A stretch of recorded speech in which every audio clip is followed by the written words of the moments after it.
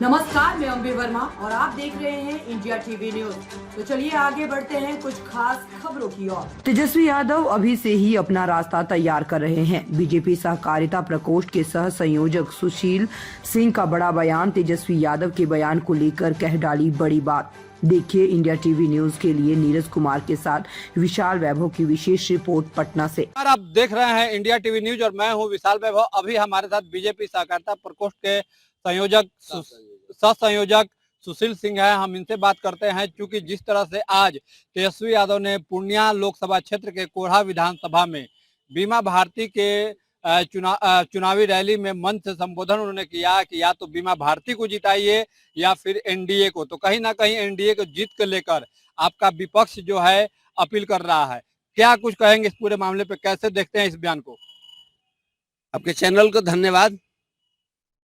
अब 2005 के बाद राजनीति में जो परिवर्तन आया और आरजेडी के लोग जो संघर्ष कर रहे हैं सत्ता के लिए, 18 साल से मुख्यमंत्री नीतीश कुमार जी हैं, उस संघर्ष में उनको अब लग गया है कि हम सत्ता में जब तक हम भाजपा का सपोर्ट नहीं लेंगे तब तक हम सत्ता में बैठ नहीं सकते हैं।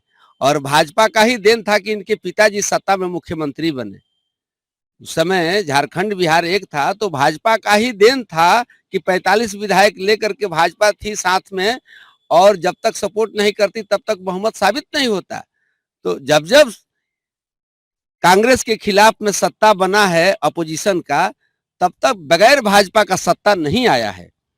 और तेजस्वी जी को भी लग गया है कि जो प्रथम चरण का जो फर्स्ट फेज का जो चुनाव हुआ है वो चारों सीट एनडीए जीत चुका है। उनको लग रहा है कि हम अभी से ही बिगुल फूंक दें कि यदि पार्लियामेंट में प्रधानमंत्री मोदी जी बनते हैं तो नीतीश जी को यदि गुरेज नहीं है भाजपा से तो हम क्यों नहीं वहां चले जाए। तो अभी से ही वो अपना भूमिका बनाना शुरू कर दिया है कि हमको एनडीए से परहेज नहीं है, और तैयारी में है कि चुनाव के बाद हो सकता है कि तेजस्वी जी ही भाजपा के साथ आ जाए। तो मतलब ऐसा उम्मीद है कि आने वाले समय में तेजस्वी जी बीजेपी के साथ आ सकते हैं। ये लक्षण बता रहा है कि अपोजिशन का लीडर बोल रहा है कि इंडिया को दीजिए या एनडीए को दीजिए। तो इसमें लग रहा है उनको या तो हम जीते या एनडीए जीते। तो एनडीए चारों सीट जीत गया है तब तो इस तरह का आवाज उनसे निकल रहा है। उनको एनडीए का वोट मांगने का मतलब क्या है? यही है, दर्शा रहा है कि बिहार नहीं पूरे देश में एनडीए आ रहा है और बिहार का पहला फेज जो है चारों सीट एनडीए जीत रहा है। ये उनकी बेचैनी बता रही है। क्या लग रहा है कि चूंकि मुकेश सहनी ने भी जो है एनडीए के ऊपर हमलावर हैं और प्रधानमंत्री को लेकर भी वो तंज कस रहे हैं कि प्रधानमंत्री लगातार झूठ बोलने का काम करते रहे हैं, 10 साल में ना नौकरी दिए हैं और ना देश के लिए उन्होंने कुछ किया ही नहीं है। मैं मुकेश सहनी जी का तो अभी बहुत उम्र है और इस सूबे बिहार की जनता है बहुत तजुर्बा वाली जनता है। ये वो पहले तय करे ना, वो पहले डिक्लेयर करे ना कि अपने तीनों सीट पर एगो सहनी परिवार को नहीं लड़ाए।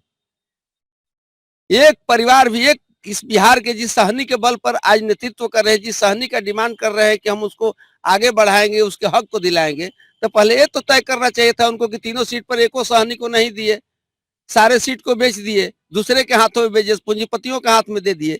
गरीबी की बात क्या ही करेंगे जो अपने पूरे सीट को दे दिए दूसरे के हाथ में। एक सहनी को नहीं लड़ाए। 3 सीट में से एक तो दलित का सीट था, 2 सीट तो समझिए कि इनके हाथ में था, एक झंझारपुर था और एक मोतिहारी था। दोनों जगह सहनी का वोट है, क्यों नहीं सहनी को दिए टिकट?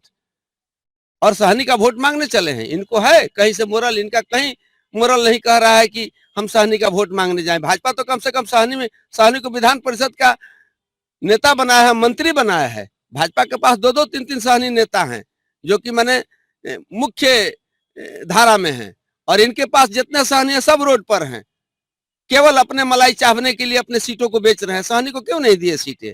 क्या सहनी उसमें नहीं है? जुलूस में, धरना में, मारपीट में, और समझिए कि उनके हर कदम में कदम मिला करके सहनी परिवार सब चल रहा है। क्यों नहीं किसी गरीब पर सहनी को दे करके चुनाव लड़ने का काम किए उन्होंने? ये जवाब दे जनता में जाकर के सहनी को क्यों नहीं उन्होंने सीट दिया। ये हाला करते हैं कि भाजपा ने सहनी को नहीं लड़ा। सहनी तो लड़ रहा है मुजफ्फरपुर, सहनी मंत्री है, सहनी विधान परिषद का नेता है। आप क्या किए सहनी के लिए? आप तो बताइए। आप अति पिछड़ा के लिए क्या कर रहे हैं? पिछड़ा, अति पिछड़ा का आप राजनीति कर रहे हैं, नेतृत्व कर रहे हैं, और टिकट दे रहे हैं किसको? आप एक अति पिछड़ा को सीट नहीं दिए, आप एक अपने समाज के लोगों को नहीं लड़ाने का काम किया, आप कहने के लायक नहीं है। एकजुट रहना है, किसी के धोखे में नहीं आना। ये कोई एक व्यक्ति का चुनाव नहीं है, ये दो धारा, या तो एनडीए या तो इंडिया, या तो एनडीए या तो इंडिया की लड़ाई है। या तो आप इंडिया को चुनो, और इंडिया को अगर नहीं चुनते हो बीमा भारती को, तो आप एनडीए को चुन रहे हो। साफ बात, साफ बात है। आप लोग जानते हैं कि नहीं? आप लोग जानते हैं कि नहीं? आप लोग जानते हैं कि नहीं? ये लोग व्यक्तिगत आरोप लगाते हैं, व्यक्तिगत किसी के पिछली बैकग्राउंड पर ये लोग अटैक करते हैं और किसी को भी कुछ भी बोल सकते हैं, इसलिए कि ये तो एक कंपनी के डायरेक्टर हैं, तो कंपनी का डायरेक्टर कुछ भी बोल सकता है। पार्टी तो है नहीं देश में। भारतीय जनता पार्टी एक पार्टी है जहां पर कि एक सबको एक माने पार्लियामेंट्री बोर्ड होता है, जहां से डिसाइड होता है, वहां अनुशासन है कि कोई फाजुल नहीं बोल सकता है, कानूनी उसके ऊपर अनुशासनात्मक कार्रवाई हो जाएगी। ये तो खुद मालिक है, ये जो बोलना चाहेंगे बोल सकते हैं, स्वतंत्र अपने पार्टी के लिए। धन्यवाद। तो ये थे हमारे साथ बीजेपी सहकारिता प्रकोष्ठ के सह संयोजक सुशील सिंह, जिन्होंने आज जो तेजस्वी यादव के चुनावी सभा में जो उन्होंने एनडीए की जीत को अपील को लेकर कह डाली कि आने वाले समय में चूंकि तेजस्वी यादव खुद अभी से ही अपना रास्ता तैयार करने में लगे हैं पार्लियामेंट के लिए, तो आने वाले समय में कुछ बड़ा बदलाव भी देखने को मिल सकता है। क्या कुछ बदलाव होगा ये तो फिलहाल 4 जून तक इंतजार करना पड़ेगा, फिर उसके बाद ही पता चलेगा कि पलड़ा जो है जनता किसके साथ जाती है जनता, 4 जून को ही पता लग पाएगा। फिलहाल के लिए बने रहिए इंडिया टीवी न्यूज के साथ। इंडिया टीवी न्यूज के लिए नीरज कुमार के साथ विशाल वैभव, पटना।